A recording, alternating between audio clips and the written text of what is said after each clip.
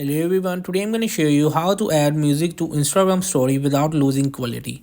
I will be just tab on my Instagram and make sure you will have logged in, and I will be just move in the top right corner option of profile, and again you will see the top right corner of three lines of settings of Instagram, and I will just get in and scroll down. You will just simply find media quality, and you will just also search in the bar, and but right now I will just tab on media quality. So make sure you will just turn it on the upload at highest quality.